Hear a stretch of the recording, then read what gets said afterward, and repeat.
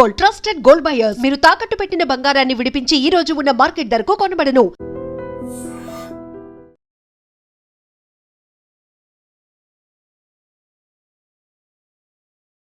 నమస్తే, welcome to I dream. నేను మీ లక్ష్మి. మనతో పాటు డాక్టర్ శ్రీనివాస్ కే సైలస్ గారు కూడా ఉన్నారు.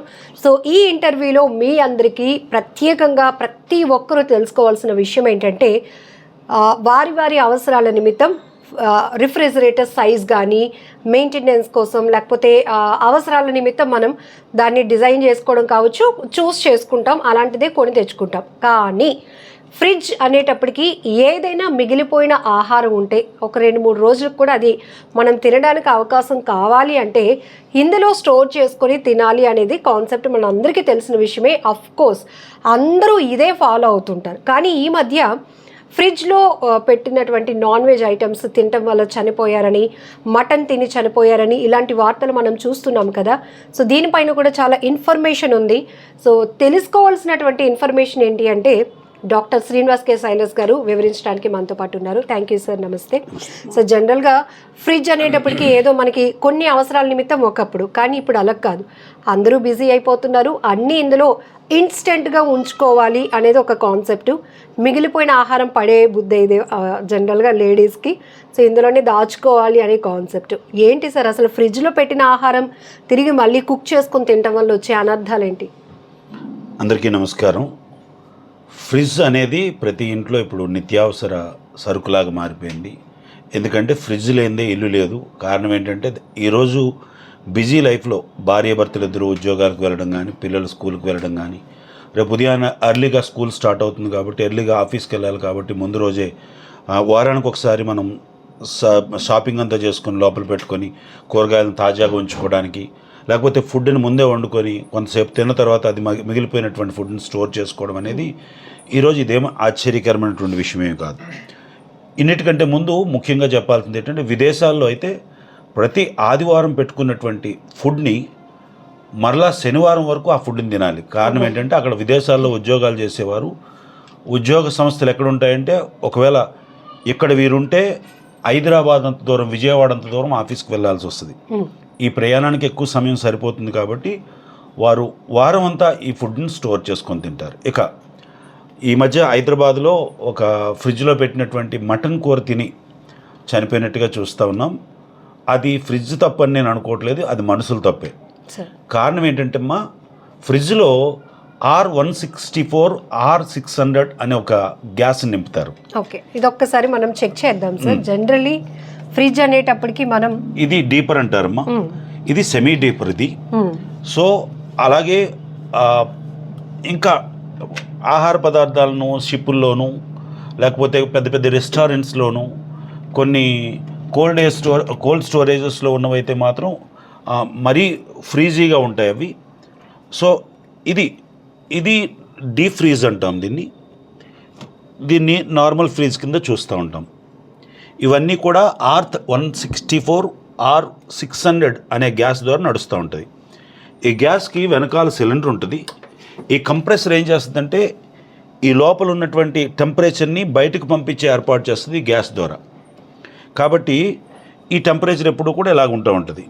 అయితే ఇందులో పెట్టుకున్నటువంటి ఆహార పదార్థాలు పాడైపోవడానికి ఎంత మాత్రం కూడా ఛాన్స్ లేదు. కానీ ఫ్రిడ్జ్ సరైనటువంటి కండిషన్లో లేకపోతే ఖచ్చితంగా ఆహార పదార్థం పాడవుతుంది. ఎందుకంటే సరైన టెంపరేచర్లో మనం ఫ్రిడ్జ్ని ఎప్పుడు సిద్ధంగా ఉంచుకోవాలి. టెంపరేచర్ సరిగ్గా ఉందో లేదో చూసుకోవాలి. అట్లీస్ట్ నెలకు ఒకసారైనా ఫ్రిడ్జ్ని తనిఖీ చేసుకోవాలి. లేకపోతే ఫ్రిడ్జ్ చుట్టూ ఉన్నటువంటి ఈ యొక్క ఏదైతే రబ్బర్ బుష్ ఉందో ఈ బుష్ ఏం చేస్తుందంటే బయట ఉన్నటువంటి టెంపరేచర్ లోపలికి వెళ్లకుండా, లోపల ఉన్నటువంటి టెంపరేచర్ బయటకు రాకుండా ఇది చాలా ప్రొటెక్టివ్గా ఈ విధంగా ఉంచుతుంది అనమాట. చూసారా, ఇది ఇలా వేసేటప్పుడు టప్ అనే శబ్దం వస్తుంది. ఇది చాలా గ్రిప్తో పట్టుకుంటూ ఉంటుంది. కొన్నిసార్లు మనం అన్నీ గమనిస్తాం కానీ ఈ రబ్బర్ని గమనించాం. ఈ రబ్బర్కి అధికంగా డస్ట్ పెట్టడం వల్ల కానీ, లేకపోతే ఫుడ్ పార్టికల్స్ ఈ పక్కల సందుల్లో దాక్కోవడం వల్ల కానీ, ఈ రబ్బర్ సరిగ్గా అతుక్కోకపోవడం వల్ల బయట నుంచి వెళ్ళే టెంపరేచర్ లోపలికి ఎంటర్ అయిపోయి ఫుడ్ పాడైపోయే ఛాన్స్ ఉంది. నేనేమంటానంటే హైదరాబాద్లో జరిగినటువంటి సంఘటన ఎలా జరిగి ఉంటుందంటే, నేనేమనుకుంటున్నానంటే అమ్మా, హైదరాబాద్లో జరిగినటువంటి సంఘటన మాంసాన్ని తీసుకొచ్చినప్పుడు సో ఫ్రిడ్జ్లో పెట్టినప్పుడు ఫ్రిడ్జ్ సరిగ్గా పని చేయకపోయి ఉండొచ్చు అని నా ఆలోచన. పని చేయకపోవడం వల్ల. రెండోది, మాంసం ఎక్కడి నుంచి తెచ్చారు అనేది ప్రశ్న. ఎందుకంటే మాంసం రెస్టారెంట్ నుంచి కానీ భోజనాల దగ్గర నుంచి కానీ ఫంక్షన్స్ దగ్గర నుంచి తెచ్చేటప్పుడు ఒక విషయాన్ని మాత్రం జాగ్రత్తగా ఉంచుకోవాలి. ఇంటిలో భోజనం వండుకునేటప్పుడు మనం ఎప్పుడు కూడా టేస్టింగ్ సాల్ట్ అనేది వాడం, కొన్ని ఎసెన్షియల్స్ వాడం. కారణం ఏంటంటే మనం ఇంట్లో తింటున్నాం కాబట్టి సేఫ్గా ఉండాలి, ఆరోగ్యదాయకంగా ఉండాలి కాబట్టి. అయితే మీ అందరికీ చెప్తున్నది ఏంటంటే ఈ ఫుడ్ ఒకవేళ రెస్టారెంట్ నుంచి కానీ లేకపోతే భోజనాల దగ్గర నుంచి కానీ తెచ్చినప్పుడు అందులో టేస్ట్ కొరకు కొన్ని ఎసెన్షియల్స్ ఎక్కువ కలుపుతూ ఉంటారు. దాంతోపాటు ఫుడ్ యాసిడ్స్తో పాటు మరికొన్ని ఏమంటారు టేస్టింగ్ సాల్ట్ అని రుచి కొరకు కలుపుతూ ఉంటారు. ఇది ఇన్స్టాంట్ రుచిని ఇస్తుంది. కానీ ఈ టేస్టింగ్ సాల్ట్ వేసినటువంటి ఫుడ్ పదార్థాలను ఎక్కువసేపు స్టోరేజ్ చేస్తే అవి పాయిజన్ అయ్యే ఛాన్స్ ఉంది అనమాట.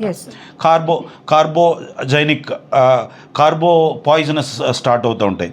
ఎందుకంటే ఫుడ్లో ఒక రకమైనటువంటి బ్యాక్టీరియా ఫామ్ అయ్యి నెమ్మదిగా అందులోంచి ఒక ఫ్లైయర్ లాగా తయారై అది విషపూరితం అవుతుంది.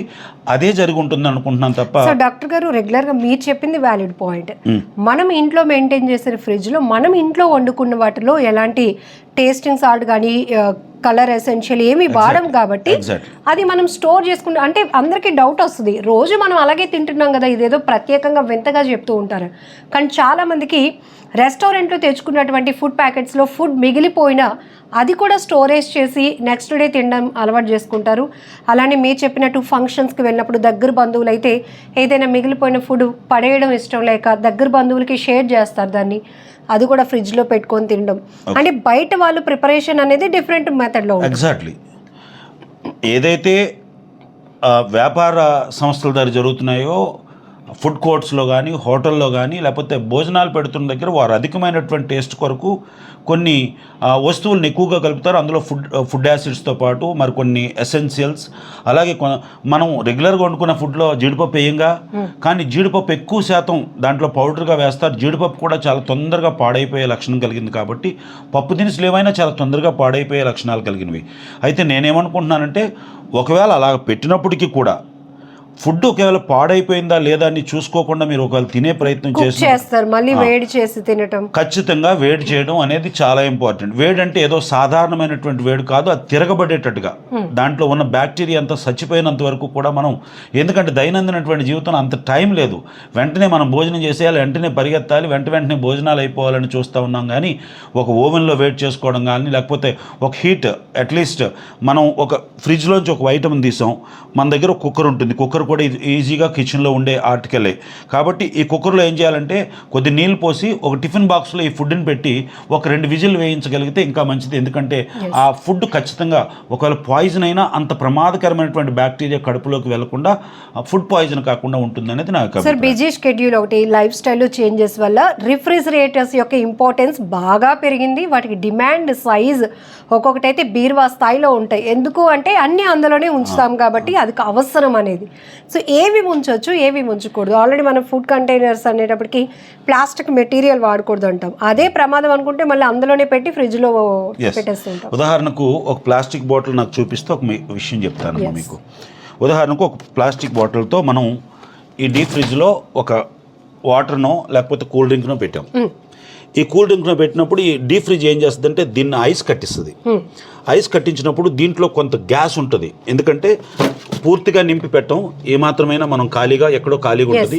సో ఏమవుతుందంటే ఈ ఐసు ఈ లోపల ఉన్నటువంటి వాటర్ని కానీ లేకపోతే లిక్విడ్ని కానీ కంప్రెస్ చేసినప్పుడు ఈ వాటర్ బాటిల్ పగిలిపోయే ఛాన్స్ ఉంది. ఈ బాటిల్లో ఉన్నటువంటి కొంత ప్లాస్టిక్ నీటిలో కానీ ఆ పదార్థంలో కానీ చేరే ఛాన్స్ ఉంది. ఎట్టి పరిస్థితుల్లో కూడా ప్లాస్టిక్ బాటిల్ని డీప్ ఫ్రిడ్జ్లో పెట్టి తాగడం అంత శ్రేయస్కరం కాదు. ఇంకో మాట చెప్తున్నాను, ఇది ఎప్పటికైనా పగిలిపోయే ప్రమాదం కూడా ఉంది. డీప్ ఫ్రిడ్జ్లో కొంత సమయాన్ని మాత్రమే ఉంచడానికి పనికొస్తుంది తప్ప అంతకంటే ఎక్కువ సమయాన్ని డీప్ ఫ్రిడ్జ్లో ఉంచడం అంత మంచిది కాదు. ఒకటి. రెండోది, ఫ్రిడ్జ్లో పెట్టకూడనటువంటి వస్తువులు ఫ్రిడ్జ్లో పెట్టకూడనివి. మిల్క్ ప్రొడక్ట్స్ అన్నీ ఫ్రిడ్జ్లో పెట్టే తినాలి. కారణం ఏంటంటే మిల్క్ ప్రొడక్ట్స్ చాలా తొందరగా పాడైపోయే ఛాన్స్ ఉంది కాబట్టి మిల్క్ ప్రొడక్ట్స్ అన్నీ పెట్టాలి. ఫ్రూట్స్లో పెట్టకూడనివి ముఖ్యంగా అరటిపళ్ళు, అలాగే కాయగూరల్లో పెట్టకూడనివి బంగాళాదుంపలు, ఏమంటారు ఉల్లిపాయలు, ఇలాంటి వస్తువులు ఖచ్చితంగా పెట్టకూడదు. పెట్టి తినడం వల్ల ఏమవుతుందో తెలుసా, చాలా తొందరగా ఫంగస్ ఫామ్ అవుతుంది.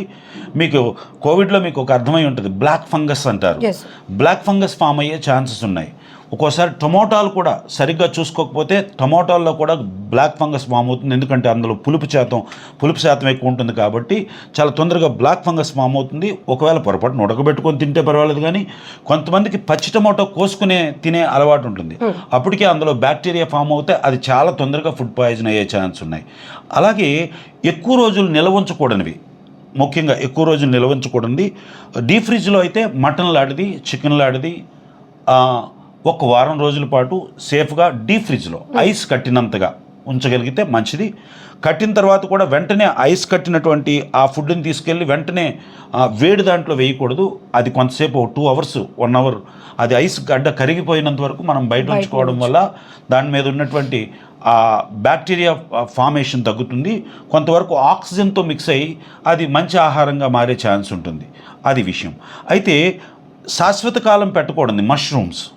మష్రూమ్ ఎక్స్పైరీ డేట్ కంటే మనం ఎట్టి పరిస్థితుల్లో కూడా ఎక్స్పైరీ డేట్ అయిపోయిన తర్వాత మనం ఫ్రిడ్జ్లో ఉంచి తినడానికి అసలు హక్కే లేదు.